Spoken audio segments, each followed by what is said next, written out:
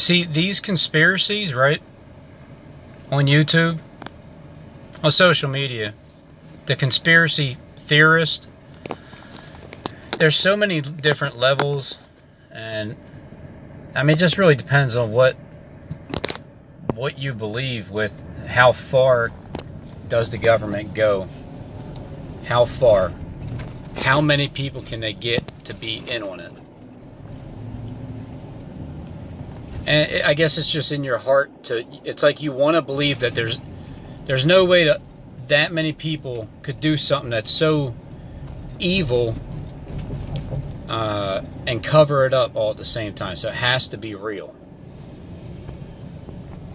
Has to be real. I don't know what the big deal is here. The Met. I don't know.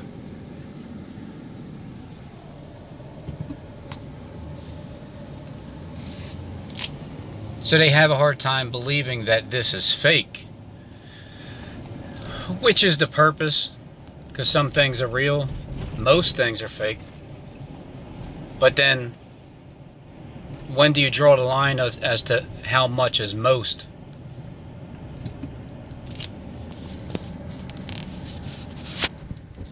So what they're doing is they're coming up with better, you know, like higher definition, better graphics. They're coming up with more stunts. Like if you can see, and that's the thing, it's like I didn't see any bullets ricocheting anywhere. I didn't even see any blood. And then you see blood.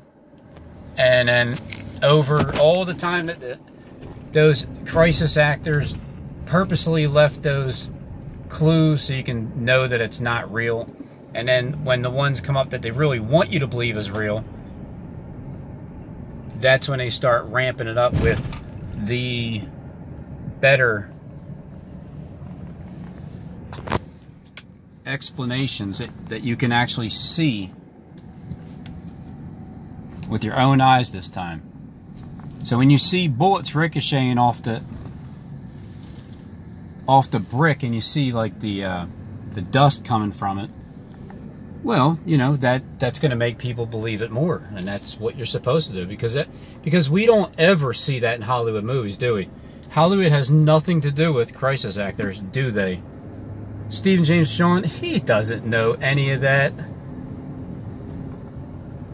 That's right. So today is August 16th, Friday, August 16th, Friday, 2019. It's 3:18 p.m.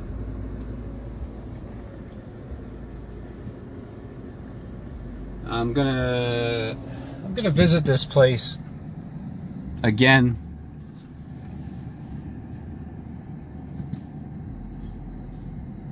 So I'm gonna drive around here, like once today.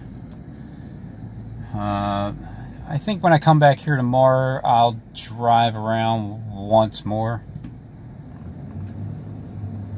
And then Sunday I come down here. I'll drive around it again one more time.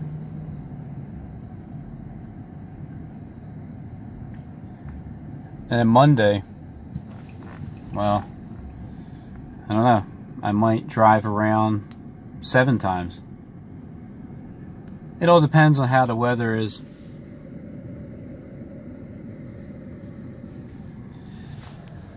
So now, this shooting has, because I haven't watched Quantum Conscious in a while, and I just did.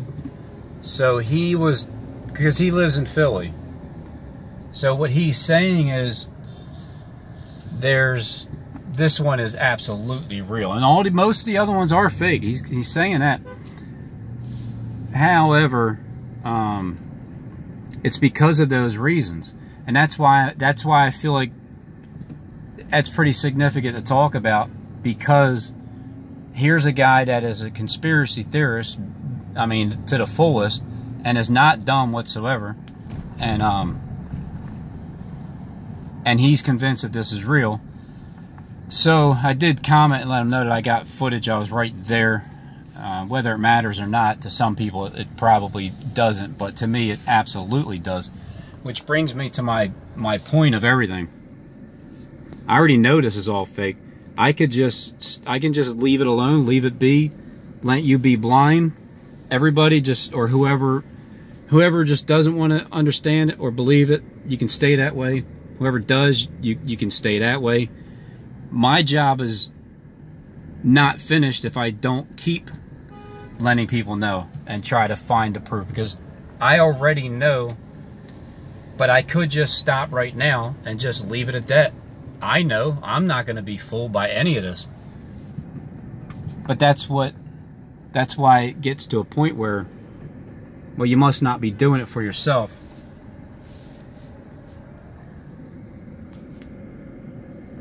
You must be just doing it to show other people so they can see what you're saying without, you know, like crapping your pants when all these events start happening, and it just starts getting worse and worse. Because when you just think of the people, and you know, everybody at work today is talking about the shooting.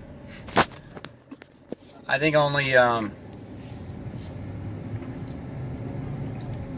a few people might have a thought like something might not be right about it, but again, it's only what you're exposed to.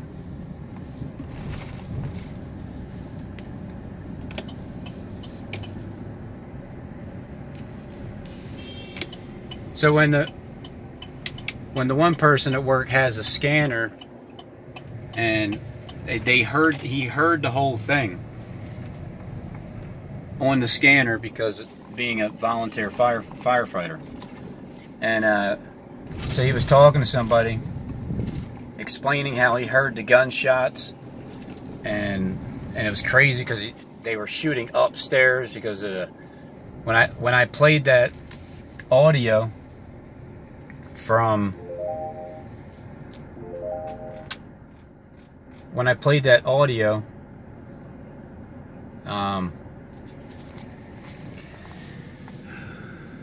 I don't know what that's supposed to be. Is that a pen or a paintbrush? Maybe it's a paintbrush.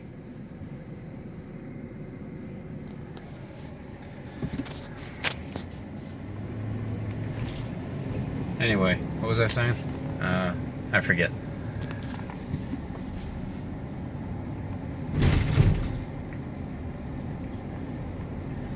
What the hell was I saying? I was on a roll there with something, but oh well. People, there's probably like seven different types of conspiracy theorists, and that's right around with each level is another layer of deception that you got to get through. And with the way that these events are taking place now, and the more graphic they're getting, it's convincing even the top, the hardest to deceive. That's what it is. The hardest to deceive top tier conspiracy theorists on YouTube, and I consider Matt from Quantum Conscience one of them, that these events coming up are really, really going to start even making the top tier believe it, because it's supposed to get scarier, which means, because of that guy's intelligence and how these things are happening, that means that you guys are doing a really good job, because you're starting to convince, not only are the sheep already sleeping, but you're actually trying to convince the ones that you can't fool. So if you can fool them with this, well then even the very elect shall be deceived. You know, it's possible. And then eventually you'll probably see something that'll reel you back in, like, oh man, they almost got me on that one. But this one here, you know, it's when you find one flaw in the story, the whole story is hogwash. If you see, like, firsthand that you're there before they even get on the scene, here, what I saw with that cop car skidding in to the emergency room, what I saw before that happening was everybody getting set up. And this is the difference between all the other scenes. Everybody's getting set up right there. I'm seeing the script readers, writers, they're reading it, and then they're listening to it in their earpiece, and then they're speaking it. All in bang bang time. It's just impeccable timing.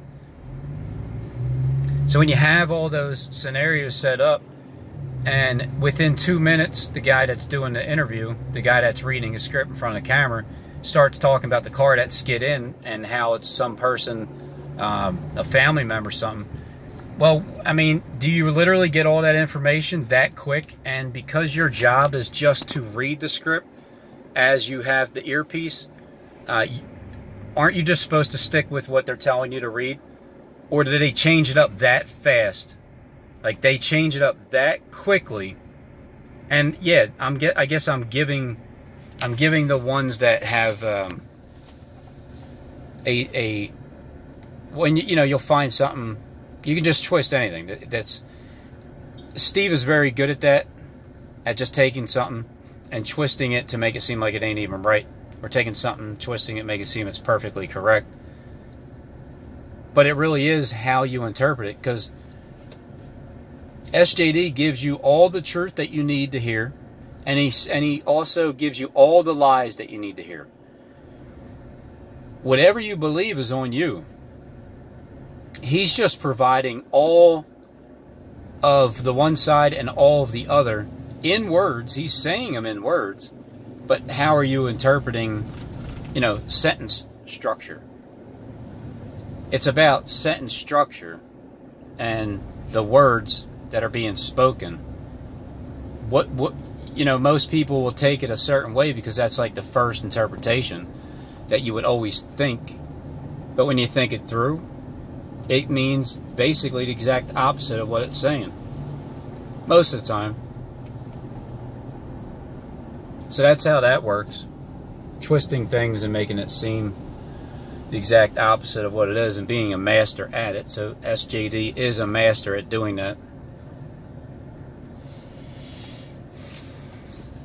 But I seen it firsthand, behind the scenes, before the interview, the very first interview, because it happened at 4:30, and I was there in 30 minutes, 31 minutes when I looked at the clock. I mean, I was there, I didn't take notice of thinking about getting ready to go out and see what's going on.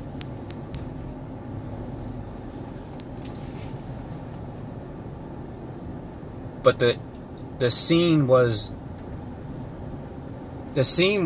you know, a typical car screeching its wheels, driving into the emergency room, when there's really no point in speeding that much when you're coming to a halt. Like, by the time you get to that street and you're getting ready to make a right into the emergency doors, you can just slow down. You don't need to speed up in there because you might hurt somebody. And the smart thing to do is to take an extra second, because what is it? It ain't like the lady was bleeding or anything. It was just someone hurrying up to get there. Why would the cop speed for the woman sitting here in the passenger seat, which was a family member? Why would you speed when you're in literally 5 seconds, you're going to get out of the car and walk in those doors? If you slow down 1 extra second and put your foot on the brake and count to 1 Mississippi, 2 Mississippi, 3 Mississippi, give yourself 3 seconds, then you'll be in the door in 8 seconds instead of 5 seconds. So why would you speed into the emergency entrance with all types of people around and camera people? And it just doesn't make sense to do that. So the whole scene, that alone is ridiculous. Because it wasn't even an ambulance. It wasn't, nobody was shot there. The woman got out as a family member going to whatever, see whoever, I guess. And then when the Yuki Washington looking guy started to do the interview, it was 2 minutes later. And then as he's doing the interview, a minute after the interview, he started to explain that scene that happened. And he is there to read his script. Only. That's what his job is. Only. This is why you think things all the way through as you see it unfold. If it doesn't make sense, it's because it doesn't lock in place. So it can't possibly be true. But if it is true, and it's all just pure coincidence that all these things happen that way, and they actually give newscasters the ability to have their own opinion and interject at any given point that they feel like saying something that's not on the script. Well, that doesn't even make sense because they have it in their ear. These guys are fluent readers and listeners and regurgitators. They are fluent. They are professionals. That's what they do. They can flow through when it... What do you do? Pause it with the information that they're giving you and then speak your own mind and then unpause it again and then start talking about what you're hearing in your ear? Or is it that they just read the entire script all the way through? Or are they allowed to have their own opinion? Christopher Green does not have his own opinion. He is exactly what one of them... He is a professional. If he was on the scene at a crisis act, he would be one of the best. He would be one of the best. He would make it seem like he's just talking to you, and he's not, because he's listening to himself. And reading the script that's played out. Like, they can't do that because then people will know that they're, reading a teleprompter. That it's not on the scene like right away. And that's the part that's deceiving people is there's the newscasters have no teleprompters. However, on the side of the camera, they do have it where they're reading, because that one lady was reading it, but she's reading what she's going to say. Maybe the guy gives her the ability to read her own words so she can flow through with her own style instead of listening to another man speak it in her ear. Because if you record yourself and you're listening, I don't know, I need to try this. Record myself, for like a half hour and then put it in my ear and then say the words that I'm saying the way that I talk. It's easier to do it that way. So when the guy is being given his information and he's not able to have his own opinion, within those 3 minutes from the time that the cop car skidded in there and the time that he mentioned it, that's amazing to me that he would actually be able to speak his own mind when you know damn well that they only read scripts, period. So that's the hole in the story for me. And that's the, well, I would have to ask the guy, the interviewer, are you speaking from the top of your brain? Are you talking, like, is this your own, are these your own words? Did you get a report and then you remembered the report that you were handed, the piece of paper? Did you remember the report? And then as you're speaking it, did you start to mention the cops skidding in there and letting a family member out? And how did you know that? Because how did you know it was a family member in the cop car, number one? How did you know that there was somebody in the car coming to the back entrance? And, like, how did you know that? And then within a 3-minute window, you had all that information. That's amazing to me.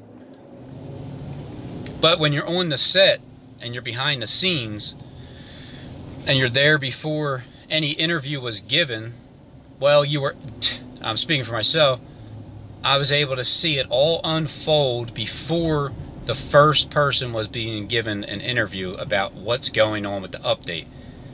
Because at first I heard 5 people shot by the lady that was giving an update. And then it was 6. But it was 3 at first, and then it was 4 in another place. So it was escalating up. So I had the time, like a good 10 minutes beforehand, to listen to the first interview. And then to see the car go by. Yep, that would be that one incident that is proven on my end that in the court of law and through the just using like giving it to the jury, if they have a reasonable doubt about that, because you do have to think about it, you do have to ask yourself those questions that I'm bringing up in your head. How is all that likely? So those are the circumstances. Either it's all real, and that guy gets his information so damn fast, it is amazing. And you know what? People are like that. There are people out there that can give information very quickly, and they can just speak from the top of their head too. And they can also just say whatever's on their mind as it's happening and not read a script whatsoever. But most people aren't like that, because they took a job, and their job is a specific task. Kind of like the trolls, like how they have different accounts, and some of them are, it's the same person, but they have different personalities. So they use each account as a personality, and they never break character. Like that Jamie the Rabbit character. Never breaks. It's always the same. It's always an exact opposite of what I say and do. And and that's the whole point. But I know who the account is. And then there's others that I don't know, that there's people that I comment back and forth to. I don't know what you look like. I don't even know if you're a man or a woman. I have no clue. You've been my enemy before. I know it as a fact. You've given me a hard time. And but I still conversate back with you. And never seen you before. Don't know what you are or aren't. But I just know that it feels like I'm talking to, you know, you kind of have your own perception as to who it might be. Like the way they talk, the way they scribe, whether they're intelligent or not. You know, like the Boldly character. He's low tier of the totem pole. He is not like Tyler Mullen.